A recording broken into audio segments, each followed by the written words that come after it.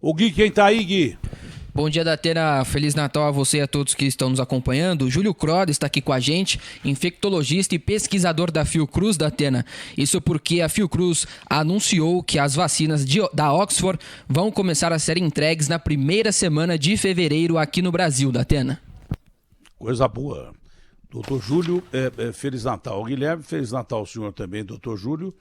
Bom, a gente estava aqui numa discussão meio que inócua falando em vacina, né? Porque é muito mais fácil você dizer que a sua vacina ela não vai chegar a 90%, porque não chega mesmo com vírus morto, segundo o infectologista que eu ouvi, e é um dos maiores do Brasil, o doutor Boulos, ele falou, Datena, se chegar a 70% tá bom, mas já serve. Se tiver uma vacina com 50%, 60% e não tiver outra opção, eu tomo a vacina rindo.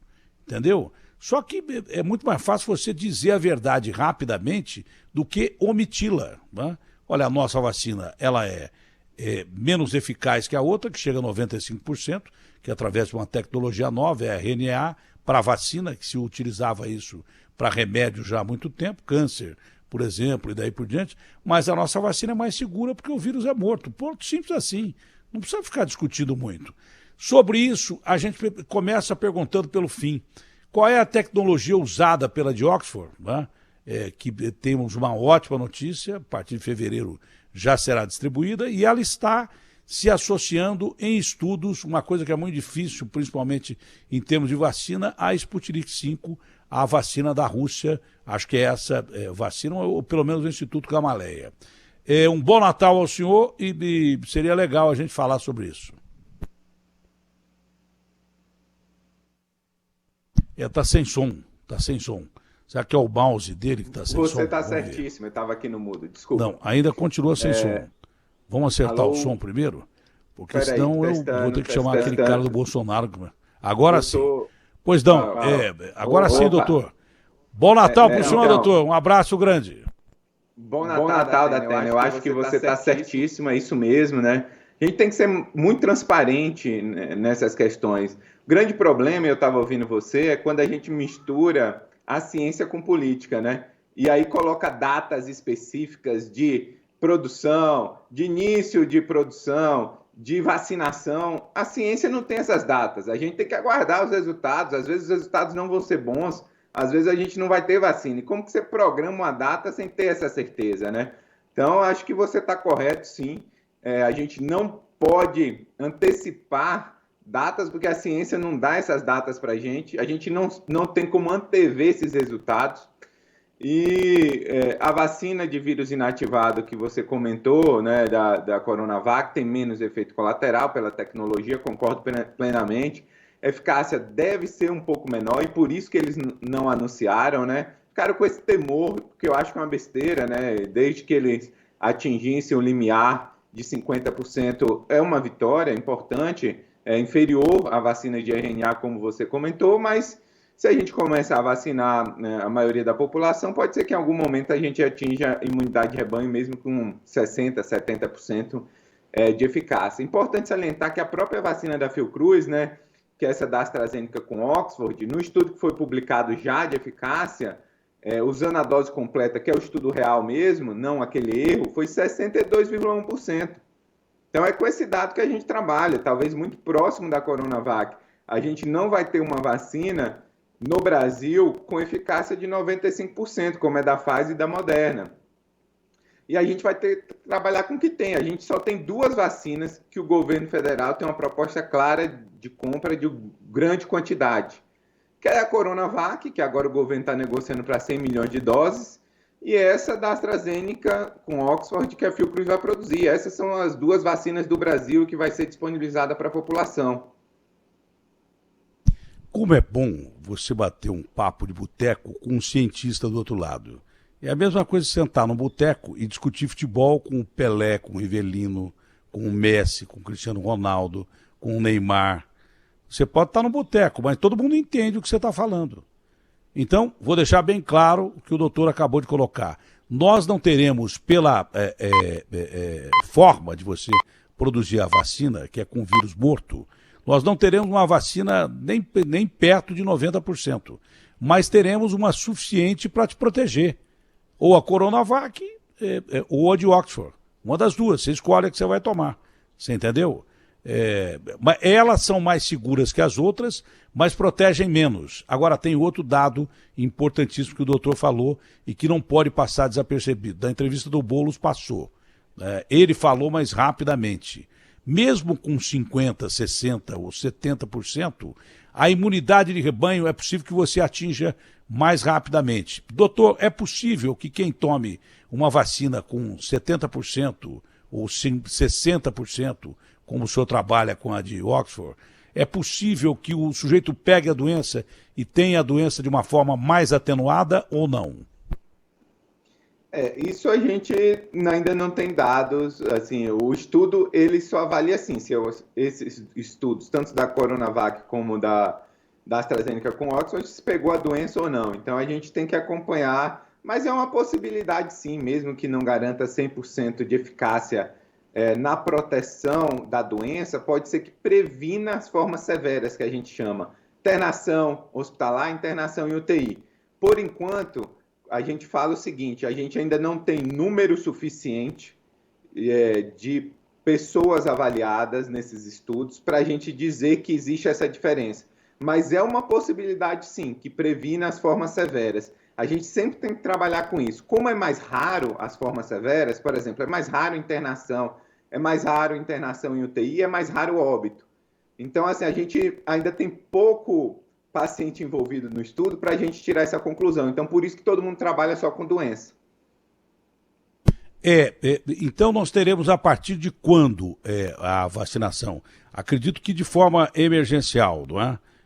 Quando o senhor fala em fevereiro, é emergencial e depois com o registro para a vacinação em massa, que não deve demorar muito. A partir do momento que você começa a vacinar emergencialmente, acho que os protocolos de vacinação em massa já são quase que subsequentes, ou estou enganado? Eu acho assim, o ponto que é limitante aí tanto a Coronavac como a AstraZeneca com Oxford, que é as duas vacinas que a gente vai ter, encaminhar esses resultados para a Anvisa, né? Então, assim, esses resultados precisam ser protocolados. A AstraZeneca com Oxford, até o momento, não protocolou esses resultados. Eles estão aguardando mais resultados, assim como fez a Coronavac, né? Porque o resultado da eficácia não foi tão alto, eles estão aguardando mais resultados. Para protocolar, deve ser no início de janeiro, esses resultados, e a Anvisa poder liberar essa vacina. Então, assim, enquanto a gente não tiver essa avaliação da Anvisa, é arriscado a gente falar em um cronograma específico de vacinação. Eu acho bastante arriscado.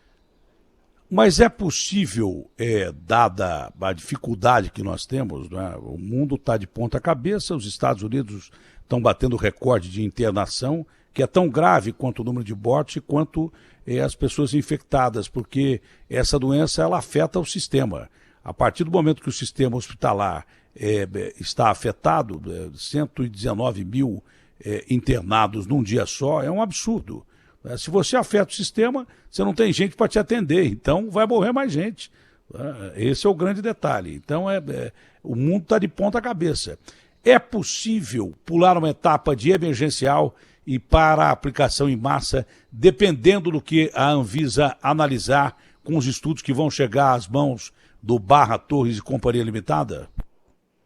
Sim, é possível, sim. A gente acha que a Anvisa está... O Barra já falou isso, né, Datena? Ele fez uma análise bem pormenorizada e está, à medida que é submetido novos resultados, eles estão respondendo de forma rápida. Eu acho que não está havendo nenhuma politização na Anvisa. Essa história de que a Anvisa está politizando o assunto, eu não acredito. Assim, os técnicos estão bem respondendo bem adequadamente essas questões. Então, eu não acredito nessas teorias de conspiração que a Anvisa vai barrar uma vacina ou não. A Anvisa vai trabalhar de forma técnica, vai liberar e vai liberar rápido, eu acredito.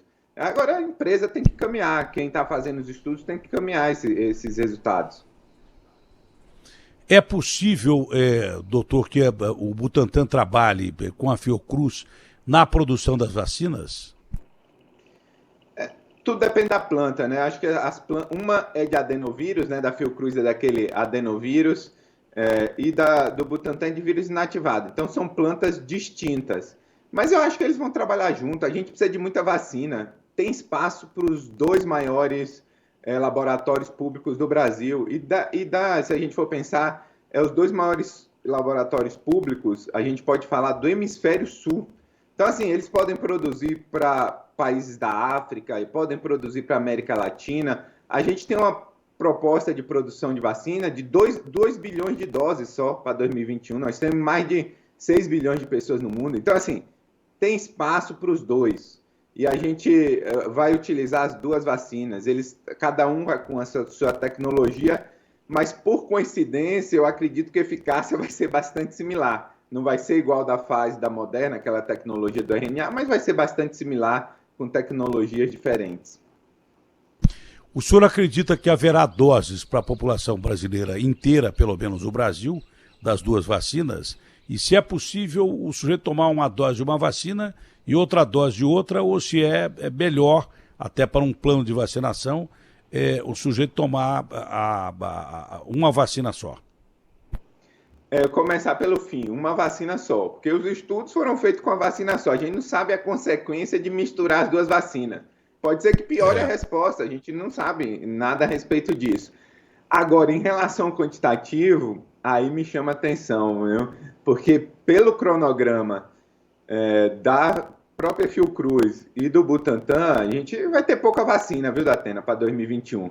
A gente não vai conseguir atingir imunidade de rebanho em 2021 se a gente continuar como está. O governo federal contratou pouca vacina, ficou com muito medo, talvez, dos órgãos regulatórios, né, de fiscalização, mas países aí fora contrataram bastante vacina. A gente tem, por exemplo, a Europa vai começar a vacinação toda, Estados Unidos já começou, Chile já começou ontem, México começou, Argentina vai começar.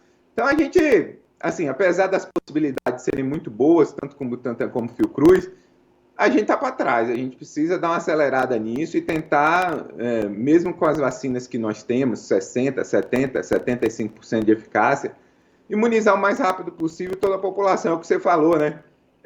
São pessoas que adoecem, vão para o sistema de saúde, superlota o sistema de saúde. Se você fazer qualquer conta de padaria, o investimento em vacina vai ser superior que qualquer internação em UTI, entendeu? Então, assim, não justifica esse atraso. Nós perdemos muito tempo, ficou mais do que claro, não adianta reclamar e nem contestar, que a gente perdeu o bonde da história em relação às vacinas. E perdeu para países que, economicamente, são muito inferiores a gente. A nossa economia, a 10ª economia do mundo, acredito que ainda seja, apesar da hecatombe que nós tivemos. Mas alguém aí, exatamente por causa dessa briga e uma série de detalhes que não convém a gente falar aqui, o Brasil ficou para trás e perdeu o bonde da história em relação às vacinas, deveria ter pensado melhor nisso.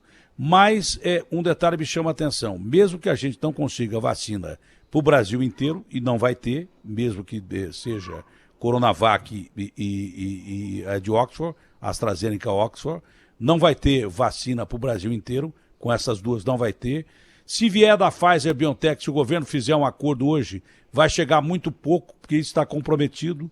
Os Estados Unidos já compraram... 8,5 milhões de doses só da Tenda. 8,5 milhões de doses no primeiro semestre. Pouco, muito pouco. E a maioria fica lá nos Estados Unidos e vai boa parte para o Império... não deixou de ser Império, mas vai para o Reino Unido, vai para a Europa, são 30 países que adquiriram já...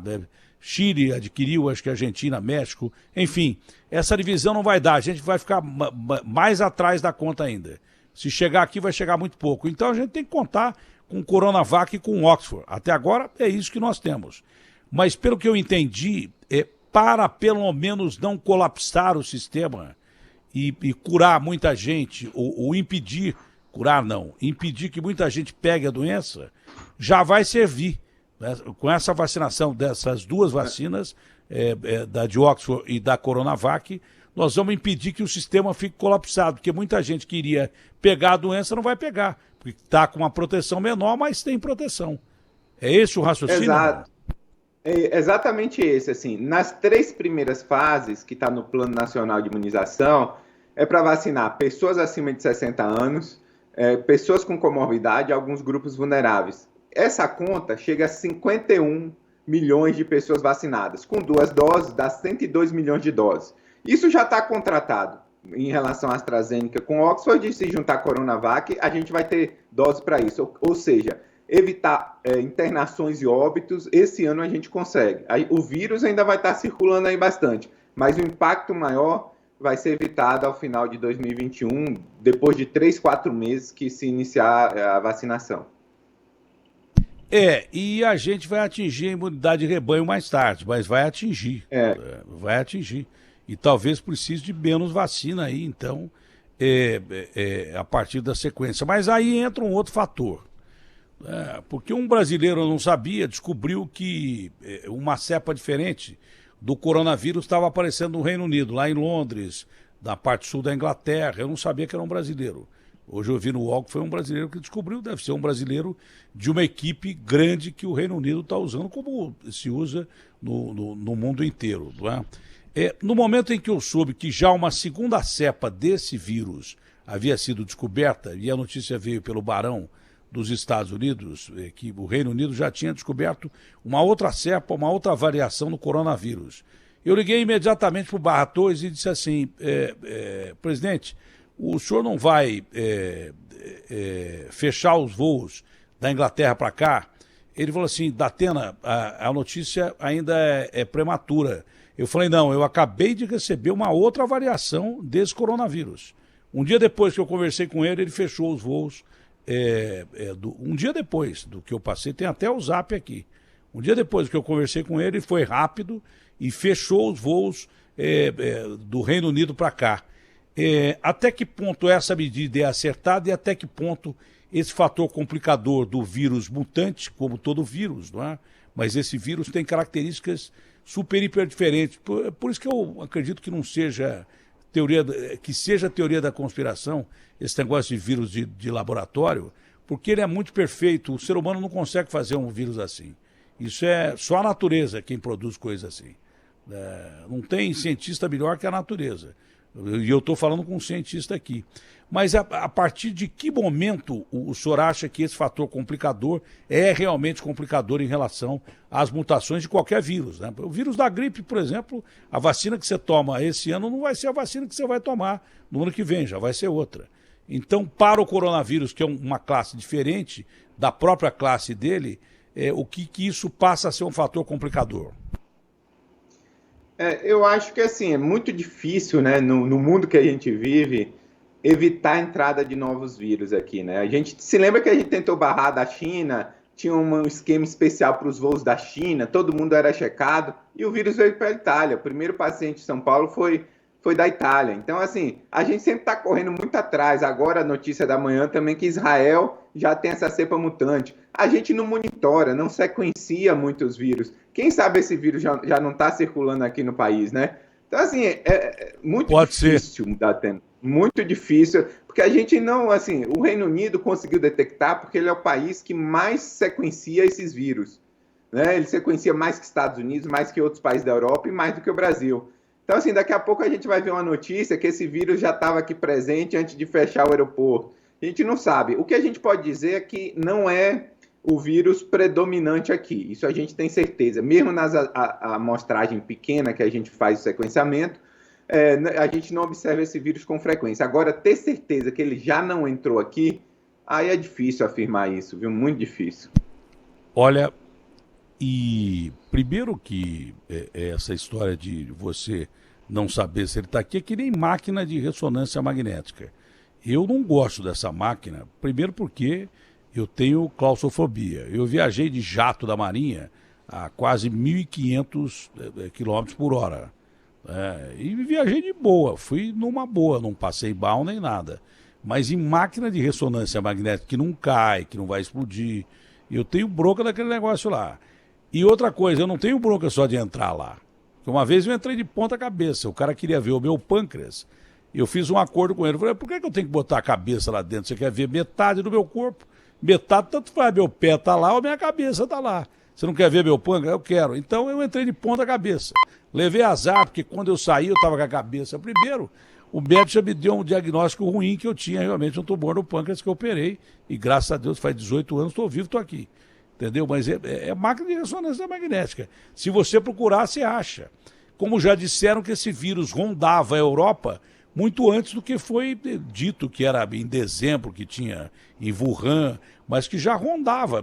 Acharam em águas de esgoto esse vírus em Barcelona, por exemplo, muito antes. Então, mas eu acho que é essa a única salvação do mundo.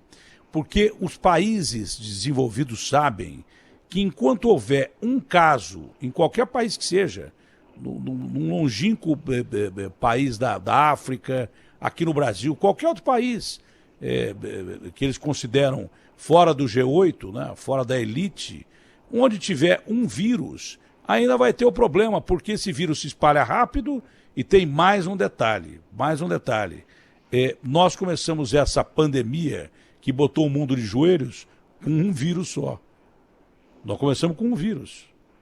Então, talvez aí é que a benevolência dos impérios que existem por aí salvem o mundo. Essa benevolência cínica que existe por aí, porque eles sabem que enquanto o vírus existir, o perigo vai existir para eles também, porque é como uma arma química que está solta por aí. Não é isso, doutor?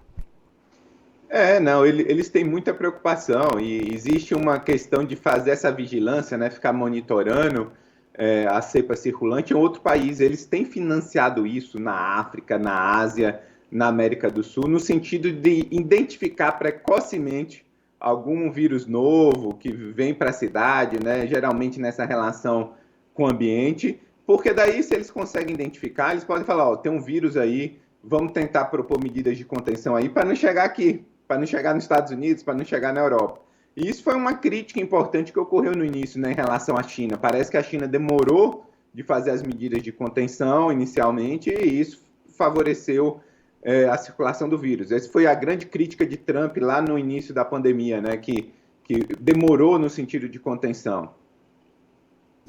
Um dia a China e a OMS vão ter que explicar isso para a história. Um dia isso vai ter que ser passado a limpo. Porque o fato do vírus surgir, podia surgir mesmo como surgiu, da gripe aviária, H1N1, mas foi contido logo, né? Rapidamente. Né? O vírus do Ebola, por exemplo, que é um vírus muito mais letal que esse aí, mas não se espalha com a facilidade desse vírus, chegou aos Estados Unidos. Tem até filme disso, através de um macaquinho que foi transportado clandestinamente para os Estados Unidos. Então, amigo, o vírus é aquela coisa que o Stephen Hawking disse antes do Bill Gates, falou, é muito mais provável que a humanidade acabe por causa de um vírus do que de uma guerra nuclear. Muito mais fácil. Ele disse antes do Bill Gates, que falou depois, e o Bill Gates também é um cabeção inteligente pra caramba.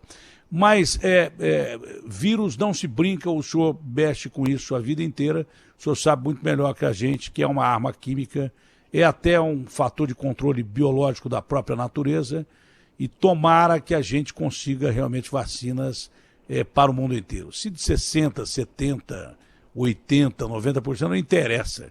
O que tiver tem que tomar, porque é uma proteção contra a chuva. Se você tem um guarda-chuva, você não vai usar o vermelho porque ele te protege menos do que o azul, não. Você tem que usar o imunizante que você tem. Senão, nós estamos completamente perdidos e Deus salve o mundo. Um ótimo Natal para o senhor, foi ótimo conversar com o senhor explica de uma maneira muito coloquial, o senhor, como cientista, explica, fala fácil, e as pessoas entendem que é isso que as pessoas precisam entender. Um abraço grande, um ótimo Natal e um feliz Ano Novo, claro que na medida do possível, e nós rezamos para que vocês, cientistas, cheguem rapidamente aí, dentro do seu tempo, mas a própria ciência, ela está se apressando. Uma vacina para ser desenvolvida demora 14 anos, 15 anos. A própria ciência já entendeu que ela precisa dar um passo a mais, porque o vírus é muito rápido e ele não é tão letal, mas ele é muito rápido. Ele é letal porque ele se espalha rapidamente. A ciência entendeu, não precisa de político ficar enchendo o saco de cientista para tentar apressar a ciência. A própria ciência entendeu que ela precisa andar num passo mais rápido. Agora, Se o cara ficar cobrando o resultado de cientista, quem quer que seja, presidente, governador, não vai ajudar em nada, só vai atrapalhar. Abraço grande, um feliz ano novo para o senhor também, um ótimo Natal. Datena, ótimo Natal para você. Você sabe que você é um comunicador nato e consegue chegar nesse público mais humilde. E esse é o papel do cientista e de quem está na academia, né? Eu acho que muito das fake news que foram disseminadas aí foi por conta disso. A gente, como cientista, não sabe se comunicar. E você é um exemplo, porque você consegue traduzir essa comunicação da ciência numa linguagem simples para a população geral. E é isso que a gente precisa. É um prazer estar participando do seu programa. Muito obrigado, doutor, mas o gênio aqui é o senhor. Aqui quem sabe do negócio é o senhor. A gente só tenta transformar um pouco mais fácil o linguajar científico para que as pessoas entendam. Abraço grande, doutor. Que Deus o proteja e a família aí, tá? Abração. Amém.